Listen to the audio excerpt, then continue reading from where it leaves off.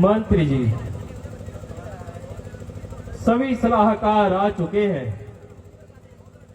और अपनी अपनी बात रखिए। महाराज, सभी आ चुके हैं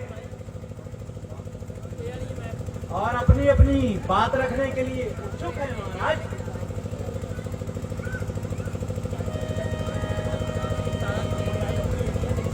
मंत्री जी, क्या सारी प्रजा खुशहाल है? हाँ महाराज, सारी प्रजा खुशहाल है और वेरीफाई माल है। महाराज, सभी आपकी खैर होने का दम भरते हैं। मंत्री जी, मुझे पूरी बात बताओ। क्या मेरी प्रजा पूरी तरह खुशहाल है? क्योंकि मेरे मन में संदेह है। हाँ महाराज, प्रजा पूरी तरह खुशहाल है। सभी अपना अपना कार्य ईमानदारी से कर रहे हैं। मंत्री जी, मुझे आप पर पूर्ण विश्वास है, परंतु देखना कोई चापलूसी ना कर पाए। महाराज,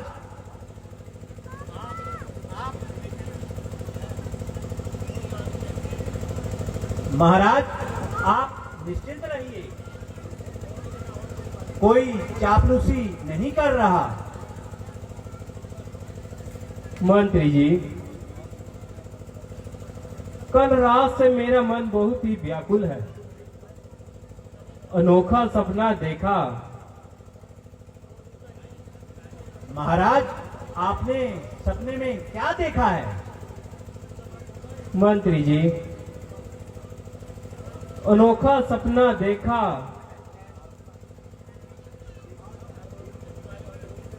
एक जगह के वन के भीतर गौएं चुगने जाती। उसी जगह पर एक सिंह ने आन लगाई दांत। अनोखा सपना देखा रात। जब गौएं उस वन में पहुंची, ले बछड़ों को साथ, सिंह उछलकर सारी गौएं पकड़ी हाथों हाथ। अनोखा सपना देखा रात। गौएं देत बधाई। बछड़े अलग कुल रात, लेकिन पंजे के जालिम से नहीं रिहाई पात। अनोखा सपना देखा रात। एक तरफ बछड़े रोते हैं, एक तरफ तो मां। राह न देखा मुझसे, यूं गईयों का हाथ।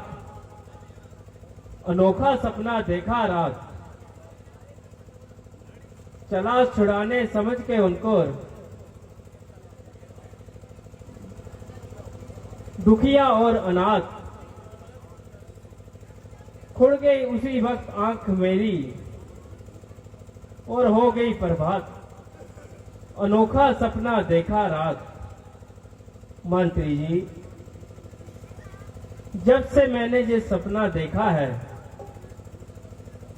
तबीयत बुरी तरह बेकरार है। अनेक प्रकार के ख्याल आ रहे हैं। इसलिए मैंने परिणाम निकाला है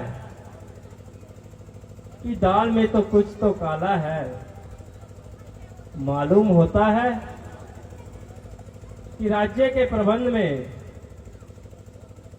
जरूर कुछ ना कुछ तो खराबी है, जो मेरा चित्त इस तरह बेकरार है। मंत्री जी, उस खराबी की शीघ्र ही तलाश करिए महाराज, आप अपने दिल को व्यर्थ में परेशान ना करें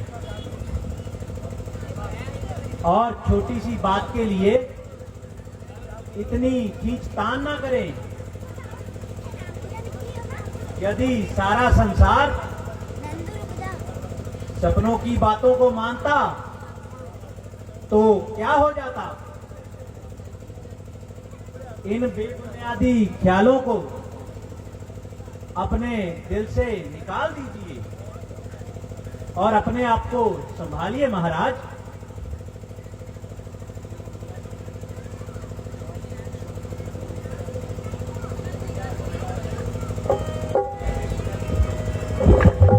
महाराज, मुनि विश्वामित्र जी त्रिवेणी पर विराजमान है। यदि आपकी आज्ञा हो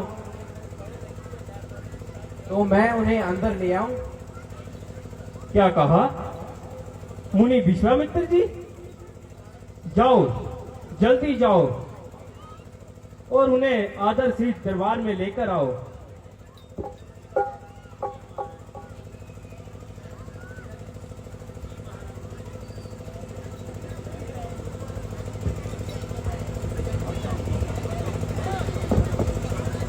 गजब गजब, चितम चितम, ढेर अंधेर, घोर अंधेर। ए राजा, प्रजा पड़ी लूटा करे और तुझे कानो कान खबर ना हो। ए राजन, तुम्हारे गंगा पार इलाके में राक्षसों ने आफत मचाई हुई है। दुहाई है राजन।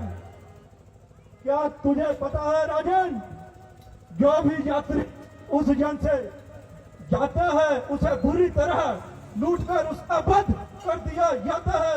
अभी पिछले ही कल की बात है, एक यात्रियों का समूह उस जंगल से गुजर रहा था और उन राक्षसों ने उसको सभी को लूटा, बच्चों माताओं को, फिर काट कर उनका सभी का वध कर डाला।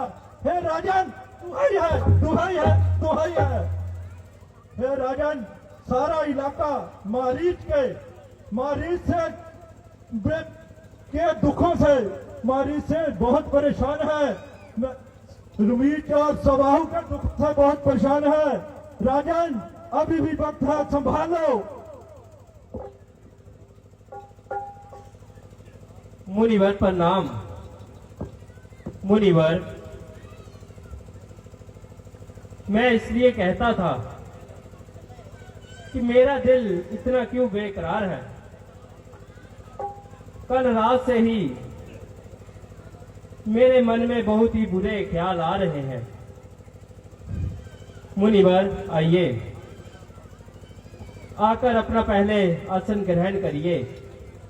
नहीं राजन, मैं यहाँ आसन ग्रहण करने नहीं आया हूँ। मैं तो बस यही बात करने आया हूँ कि तमाम इलाका मारीच और सबाहु से बहुत परेशान है। हर कोई उनकी जान की ही मांगता है और पहले तो वो यात्रियों के समूह को लूटकर उनका वध कर दिया करते थे। अब सब हम जैसे सन्यासियों पर भी अपना अत्याचार करने लगे हैं। जो भी यात्री सन्यासी जंगल में तपस्या करते हैं, हम तो और अपना जीवन कंदमूल खाकर व्यतीत करते हैं, उन सभी को वे अब परेशान करने लगे हैं। राजन, दुहाई है राजन, दुहाई है। मुनिवर, आप पहले आसन ग्रहण कीजिए। मैं सभी बातों की क्षमा चाहता हूँ। आइए, पहले आसन ग्रहण करिए।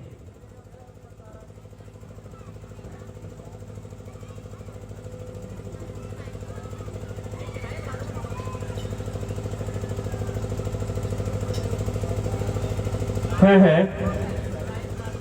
मेरे राज्य में अंधेर, चोरी नहीं सीना चोरी। ये मेरी प्रजा इस कदर अजार है तो मेरे जीवन पर धिक्कार है। अभी चढ़ाई करता हूं, आपके देखते ही देखते और राक्षसों का सफाया करता हूं। यकीन जानिए कि उनकी मृत्यु अब समीप आ गई। जो उनके दिल में ऐसी बात समाई है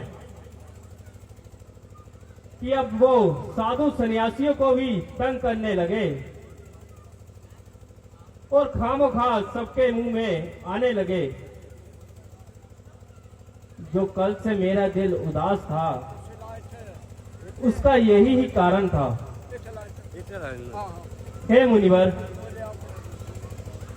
मैं आपको पूर्ण विश्वास दिलाता हूं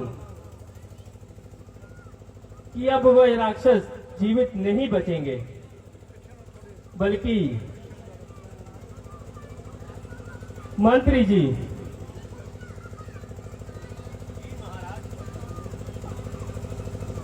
जी महाराज। मंत्री जी अभी चढ़ाई करिए।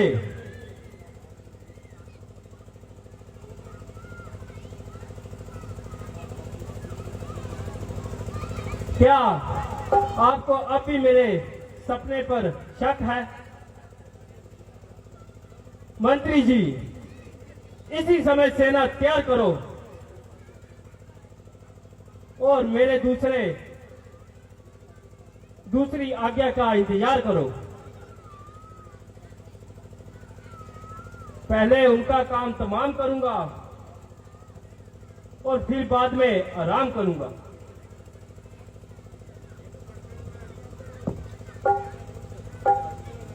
नहीं राजन, नहीं। आपको कष्ट करने की कोई आवश्यकता नहीं है।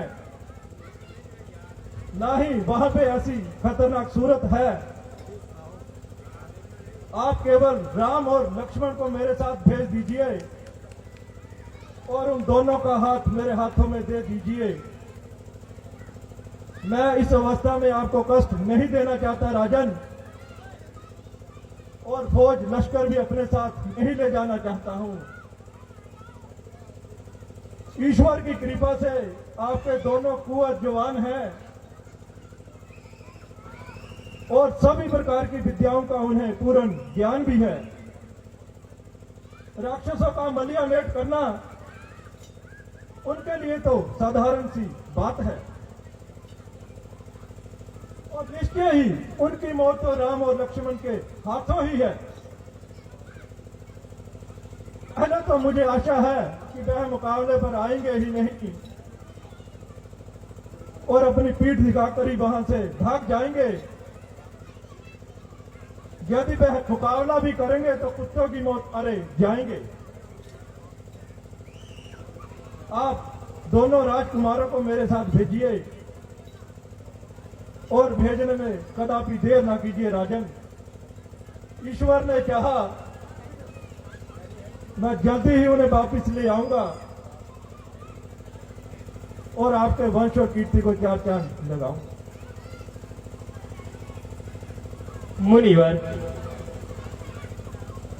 आपका कहना मुझे हर तरफ से कबूल है, बल्कि आपकी यह हट बिल्कुल फजूल है। भला मैं कैसे गवारा करूं, बच्चों को युद्ध में भेजूं और मैं यहां बैठे बैठे मुझे मारा करूं। कुछ तो परमेश्वर की भक्ति करो,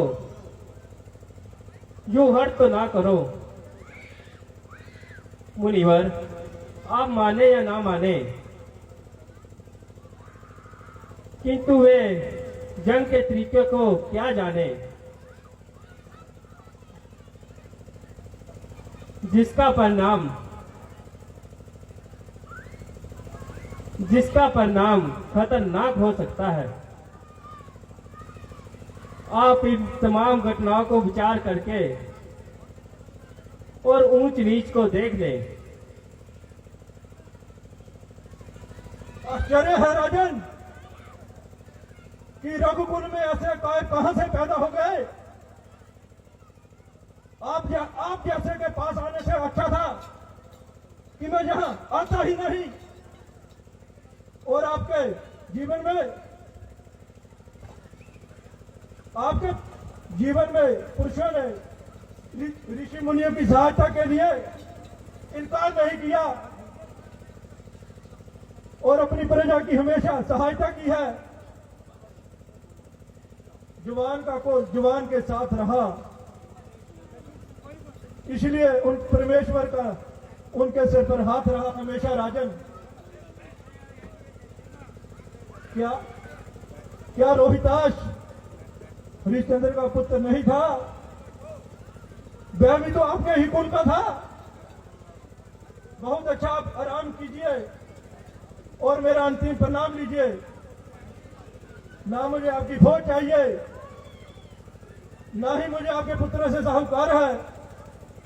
जैसे बनूंगी मुझसे मैं बनाऊंगा, परंतु तुम जैसे कार्यों को मैं फिर से नहीं आऊंगा।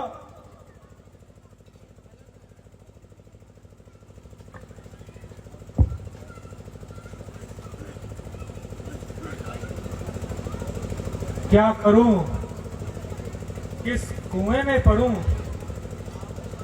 ये दोनों तो अपने अपने हट पर आ गए हैं। जरा न्याय से देखा जाए तो मुनि विश्वामित्र जी की कोई अवस्थी नहीं। राजकुमारों के मुकाबले राक्षसों की कोई हस्ती नहीं। मैं महाराज दशरथ से बात करता हूं। हे महाराज, आप ज्यादा बातों को ना फैलाइए और राजकुमारों को इनके साथ शीघ्र से शीघ्र भेज दीजिए। मुनि विश्वामित्र जी राजकुमारों का ख्याल रखेंगे।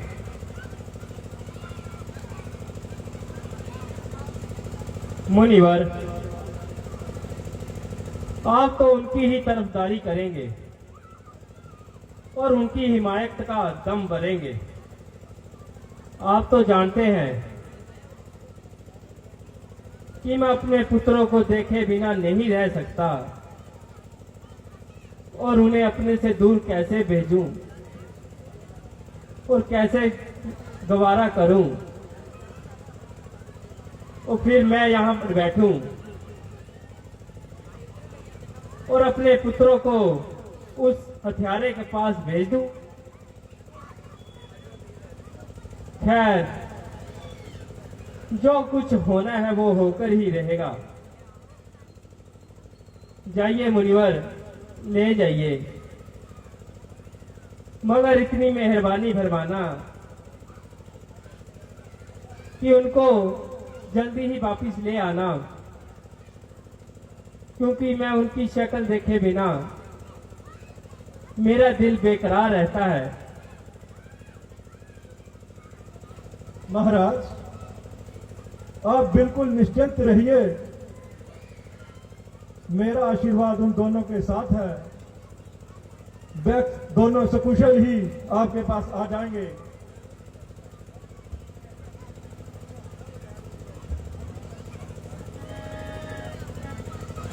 मंत्री जी, जी महाराज। जाइए, वो बेटा राम और लक्ष्मण को यहाँ पर लेकर आइए। जो आ गया महाराज।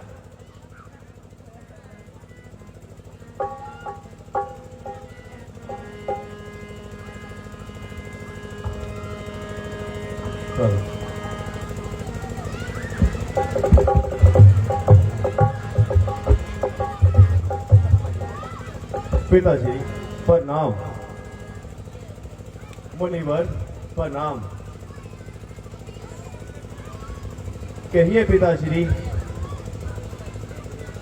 आपका सेवक आपके पास उपस्थित है। आयुष्मान।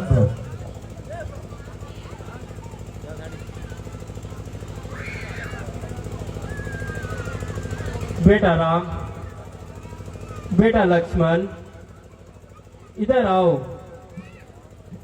आप दोनों मुनि विश्वामित्र जी के साथ जाइए और इनका काम पूर्ण करिए। काम पूर्ण करने के बाद शीघ्र ही वापिस आ जाना। जो आज्ञा पिताश्री। हे राजन, आप बिल्कुल निश्चिंत रहिए, मैं इन्हें जल्दी ही आपके पास वापस ले आऊंगा। ठीक है मुनिवर। चलो बेटा राम, चलो बेटा लक्ष्मण।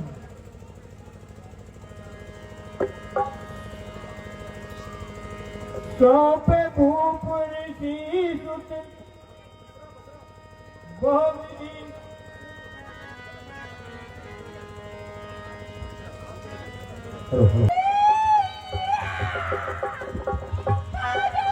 प्रभु ब्रह्मदेव आन मोहिनी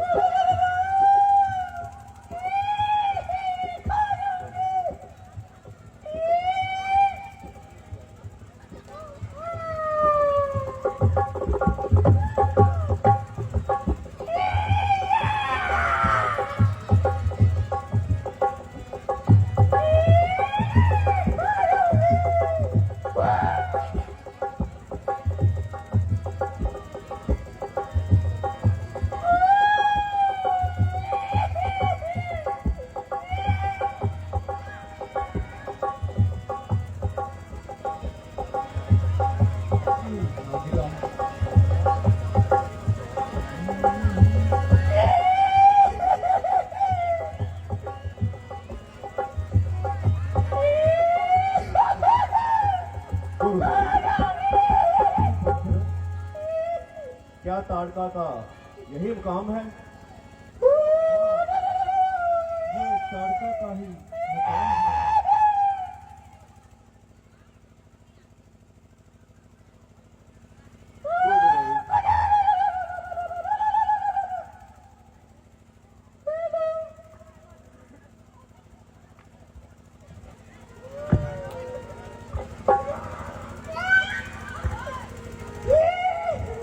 राम, मारी का स्वभाव की मां ताड़का, इसी जंगल में उसका ज्ञान है।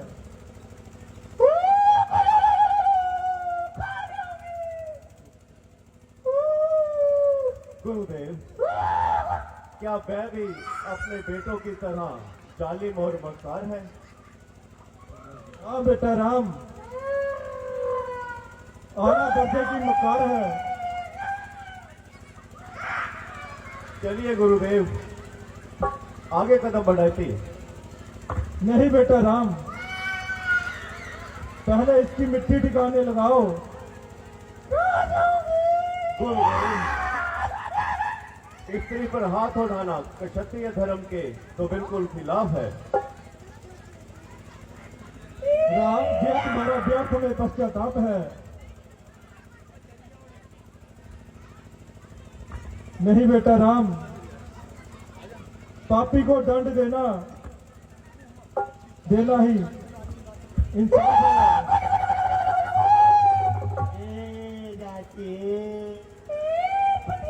ये देखो कैसे भागती हुई आ रही है। इसकी मृत्यु ठिकाने लगाओ राम।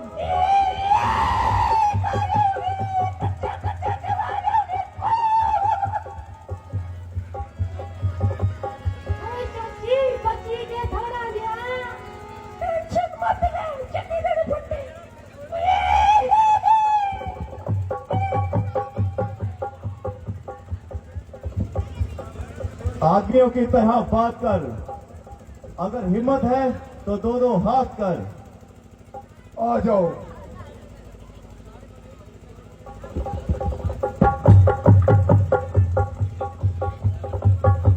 चाची दिखी लिया जरा कर।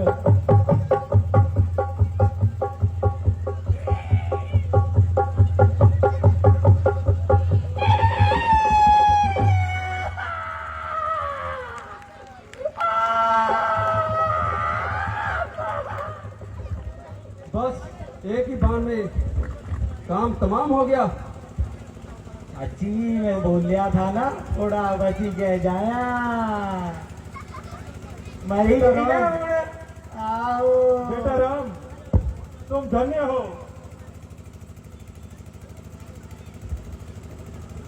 नहीं गुरुदेव, ये केवल आपका ही आशीर्वाद है।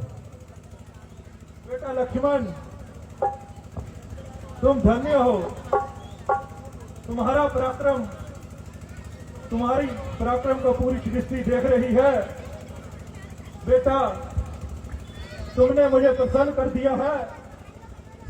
चलो बेटा, चलो अब आगे बढ़ते हैं। ठीक है गुरुदेव।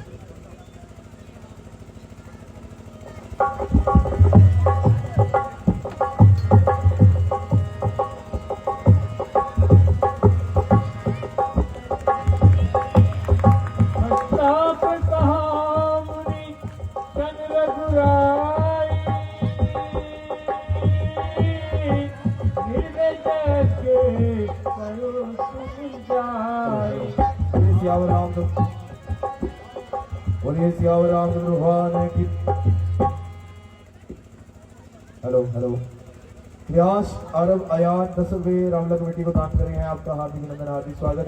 अजय ठेकेदार जी, आईपीएस वाले, वंदना जी के बच्चों, शिवांश चौहान, पलाक्षी चौहान, प्रियांशी चौहान, मैं ठीक बोल रहा हूँ ना?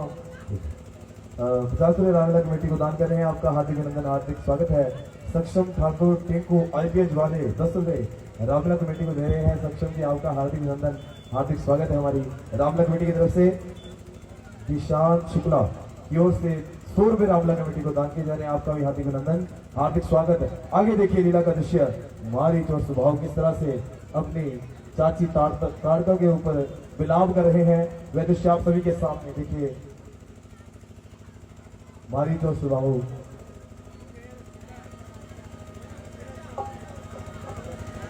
अभी देखिए मारीच और स्वभाव का विलाप चाची ताड़का के ऊपर। ताड़का का नाम भी बड़ा अजीब है, ये मुंह में आता ही नहीं है। चलो